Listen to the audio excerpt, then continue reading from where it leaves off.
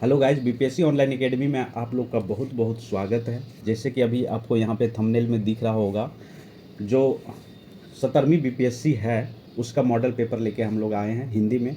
ये अलग अलग कोचिंग का जो कटिंग है, जिस क्वेश्चन में अक्सर डॉट होता है, वो क्वेश्चन लेके आए हैं। तो बहुत ज़्यादा नहीं, हमको लगता है 15 से 20 क्वेश्चन होगा जिस पर हम लोग यहाँ पर बात करेंगे। और बहुत जल्द फुल लेंथ टेस्ट भी हम लोग लेके आने वाले हैं। तो बने रहिए चैनल के साथ और देखते रहिए। आई होप कि आप लोग को बहुत फ़ायदा होगा इससे। तो चलिए स्टार्ट करते हैं आज का सेशन और लेते हैं पहला क्वेश्चन। चलिए, तो पहला क्वेश्चन है कि आग के प्रथम प्रयोग का प्रमाण किसके दौरान मिलता है, मतलब कौन सा ऐसा काल था जिसमें आग का प्रयोग करना सीखा मानव। तो देखिए, ये जो था आग के प्रथम प्रयोग का, अगर हम लोग बात करें या प्रमाण की बात करें, तो ये नवपाषाण काल से मिलता है। तो नवपाषाण काल में जो लोग हैं यहाँ पर आग का उपयोग करना सीखे। ठीक है, क्लियर है। बात करें या नवपाषाण, जिसको न्यूलिथिक पीरियड भी कहा जाता है, तो इस शब्द का अगर हम लोग बात करें तो पाषाण युग के अंतिम चरण में जो है आग का प्रयोग करना मानव सीखे। इसमें 3 कालखंड आता है, पूरा पाषाण काल, मध्य पाषाण काल और नवपाषाण काल। तो याद रखिएगा, नवपाषाण काल में आग का प्रयोग करना सीखे मानव। तो आंसर हो गया इसका सी।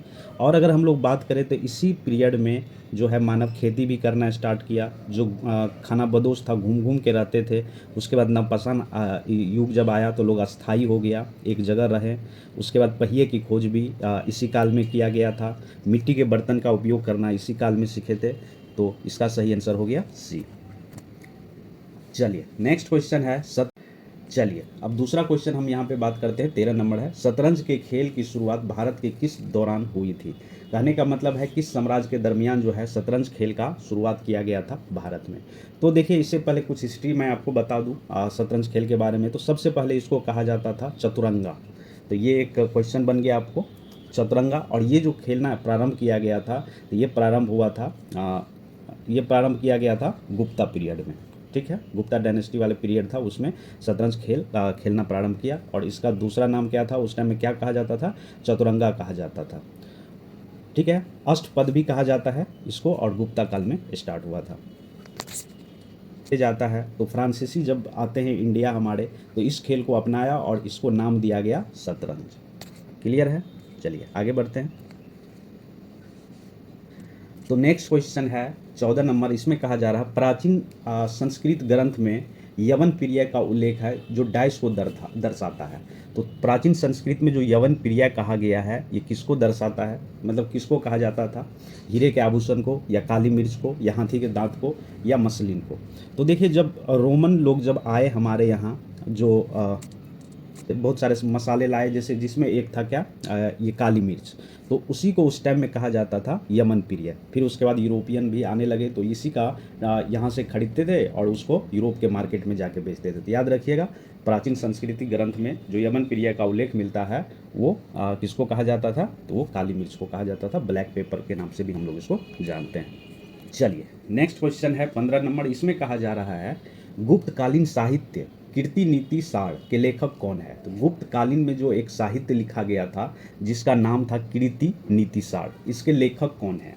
तो इसके लेखक जो है वो है कमंडक। ठीक है, इसका सही आंसर सी है। तो ये जो है ये है क्या, तो नीति सार जो कि लिखा गया है कमंडक के द्वारा, ये जो है गुप्ता काल में लिखा गया एक संस्कृत ग्रंथ है। इसके रचयिता का नाम अभी आपको हम बता दिए। यह बेसिकली है क्या, यह पुस्तक कौटिल्य के अर्थशास्त्र, जिसको कहा जाता था राजनीति विज्ञान, ये मूल सिद्धांतों को प्रस्तुत करता है। तो याद रखना आपको, कीर्ति नीति सार जो है ये गुप्त काल में लिखा गया साहित्य है, जो कि एक संस्कृत में लिखा गया ग्रंथ है। ये कौटिल्य के अर्थशास्त्र पर प्रकाश डालता है, उसी से संबंधित है। तो सही आंसर हो गया 15 का सी। आगे बढ़ते हैं। 16 नंबर क्वेश्चन, 17 नंबर क्वेश्चन है। इसमें सूची 1 को सूची 2 से मेल करना है। तो पहला देखिए प्राचीन स्थल है, और दूसरे जगह क्या है, पुरातात्विक खोज है। लोथल, कालीबागान, धौलवीरा, बनवाली, कहाँ पर क्या मिला। तो देखिए यहाँ पर जो आपको पता होगा कि लुम्बिनी में क्या हुआ था, सॉरी, तो यहाँ पर बात करेंगे हम लोग लोथल, ये कहाँ पर है। तो देखिए सबसे पहले लोथल है कहाँ पर, ये गुजरात में है। उसके बाद कालीबागान की अगर हम लोग बात करें, तो कालीबागान में जो जब वहाँ पे खोदा गया, तो वहाँ पर क्या साक्ष्य मिला हमको, जूते हुए कृषि क्षेत्र का प्रमाण मिला, कि मतलब वहाँ पे खेती बाड़ी हुआ करता था। तो देखिए कालीबागान बी का क्या हो गया, 1 हो गया। तो अगर हम लोग ऑप्शन छाटने का कोशिश करें, तो देखिए बी का 1 कहाँ है, बी का 1, तो बी का 1 इसमें है, बी में और डी में है, तो इसी दोनों में से कोई आंसर होना चाहिए। फिर उसके बाद आता है धौलवीरा।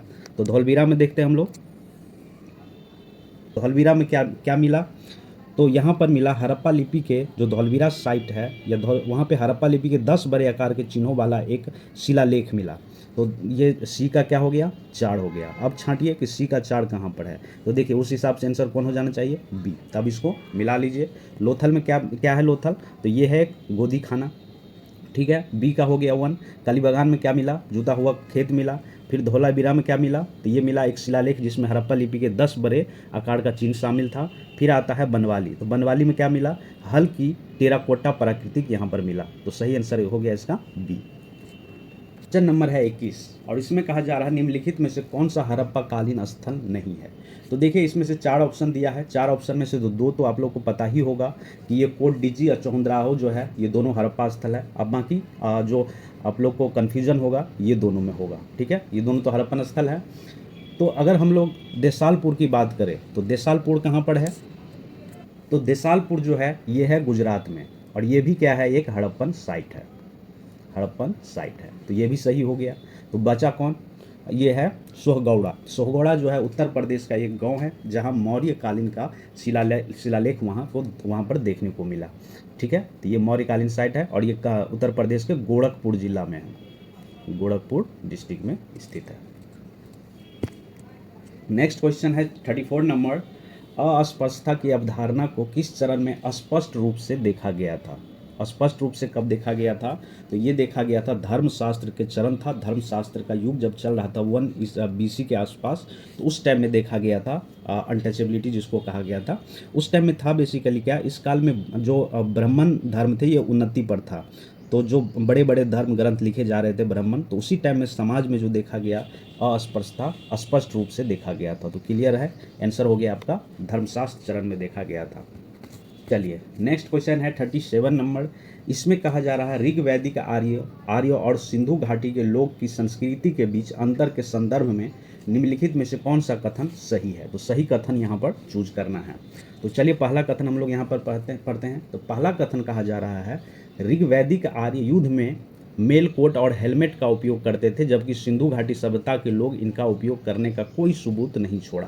तो ये पहला स्टेटमेंट बिल्कुल सही है। जब ऋग्वैदिक काल में जब युद्ध होता था तो उस टाइम में एक जैकेट होता था जो लोहा से बना होता था, उसको पहन लिया जाता था। तो इसका साक्ष्य हमको ऋग्वैदिक काल में मिला, लेकिन सिंधु घाटी सभ्यता में इसका प्रमाण हम लोग को नहीं मिला। तो पहला स्टेटमेंट बिल्कुल सही है। दूसरा स्टेटमेंट है ऋग्वैदिक आर्य सोना चांदी और तांबा जानते थे, जबकि सिंधु घाटी के लोग केवल तांबा और लोहा जानते थे। तो देखिए सिंधु घाटी सभ्यता के लोग क्या जानते थे, लोहा नहीं जानते थे। तो दूसरा स्टेटमेंट क्या हो गया, गलत हो गया। तीसरा स्टेटमेंट है ऋग्वैदिक आर्यों ने घोड़े को पालतू बनाया, जबकि सिंधु घाटी के लोग को इस जानवर के बारे में जानकारी का कोई प्रमाण नहीं है। तो ये भी गलत है, क्योंकि सिंधु घाटी की सभ्यता के लोग जो है, जो गुजरात वाले रीजन है, जितने भी साइट है वहाँ पे घोड़ा को भी पालतू बनाया था, इसकी जानकारी हम लोग को मिलती है। तो पहला ही स्टेटमेंट सही हो गया, ओनली 1 स्टेटमेंट सही है, बाकी दोनों गलत है। चलिए क्वेश्चन नंबर है 41, इसमें कहा जा रहा है बुद्ध ने डाइस के शासन काल के दौरान कौशंबी का दौरा किया था। तो देखिए महात्मा बुद्ध जो आए थे कौशंबी, वो आए थे राजा उदयन के समय में कौशंबी आए थे। तो सही आंसर हो गया इसका बी। 42 नंबर, इसमें कहा जा रहा है कौन सा दर्शन त्रिरत्न को स्वीकार करता है। ये तो सभी को पता होगा, ये कौन से, बुद्ध धर्म से संबंधित है। त्रिरत्न मतलब होता है बुद्ध, धम्म और संघ, ठीक है। चलिए नेक्स्ट क्वेश्चन है 43 नंबर, यहाँ पे पूछा जा रहा है भगवान बुद्ध के बारे में निम्नलिखित में से कौन सा कथन सही है। तो यहाँ पे सही कथन को चूज करना है। पहला कथन दिया है उनका जन्म कपिलवस्तु में हुआ था, बिल्कुल सही है पहला कथन, उनका जन्म कपिलवस्तु में हुआ था। और कपिलवस्तु में कहाँ पर है ये, तो ये है नेपाल में, और इनका जन्म हुआ था 563 ईसा पूर्व हुआ था, ठीक है, जो कि अब नेपाल में है। उन्हें बोध गया में ज्ञान प्राप्त हुआ था, ये भी सही है, दूसरा स्टेटमेंट भी सही है।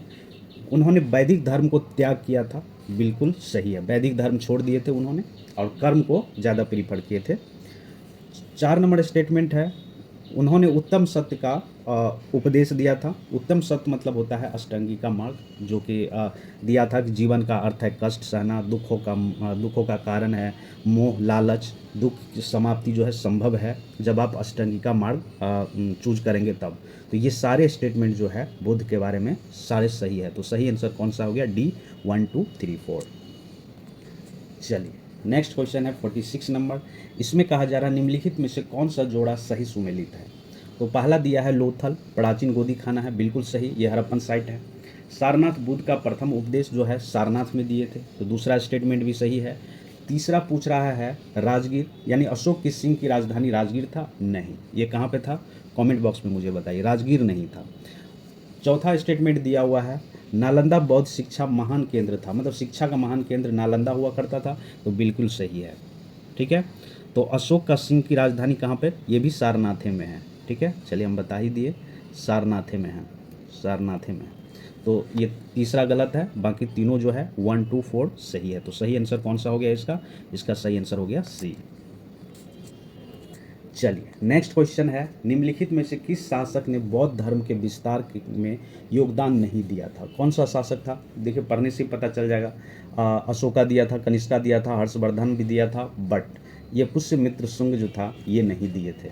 ठीक है, क्यों? क्योंकि ये मौर्य साम्राज्य के जो अंतिम राजा हुआ करता था बृहदत्त, उनको हत्या करके, मतलब पहले उसी मौर्य साम्राज्य में एक सैनिक का काम करता था, बाद में जो लास्ट किंग थे मौर्य साम्राज्य के जिनका नाम था बृहदत्त, उनको हत्या करके ये खुद को राजा घोषित कर दिए थे। और ये जो बौद्ध धर्म से जो इनका उतना लगाव नहीं था, बट अगर बात करें तो क्रूरतापूर्ण अत्याचार किया था बौद्ध धर्म के लोगों पर। तो सही आंसर हो गया 47 का डी। चलिए नेक्स्ट क्वेश्चन है 49 नंबर। इसमें कहा जा रहा है निम्नलिखित में से कौन सा कथन बौद्ध धर्म के बारे में सही है? सही चूज करना है। तो देखिए पहला स्टेटमेंट दिया हुआ है यहाँ पर, इसमें जाति और वर्गों को अस्वीकार नहीं किया।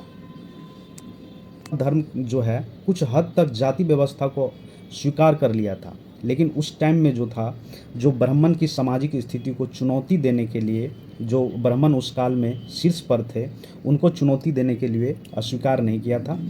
और बौद्ध धर्म में कुछ जातियों को निम्न श्रेणी भी बताया गया। तो पहला स्टेटमेंट आपका हो गया सही। ठीक है, इसने जाति और वर्गों को अस्वीकार नहीं किया। इसने सर्वोच्च सामाजिक रैंक वाले ब्राह्मण को चुनौती दी थी। दूसरा स्टेटमेंट भी सही है। तीसरा स्टेटमेंट है इसमें कुछ जातियों को नीचा बताया गया था, जो अभी हम बताए। तो तीनों स्टेटमेंट जो है इसमें सही है। तो सही आंसर हो गया इसका सी। तो चलिए इसी के साथ मेरा आज का सेशन यही खत्म होता है। Thank you for watching BPSC online academy. अगर इस सब क्वेश्चन में लगता है कोई डाउट हो तो प्लीज़ मुझे कमेंट करके बताइए, और मिलते हैं अगले वीडियो में एक नए टॉपिक के साथ। Thank you for watching BPSC online academy. अच्छा लगा सेशन तो लाइक कर दीजिए, शेयर कीजिए, सब्सक्राइब कीजिए। Thank you.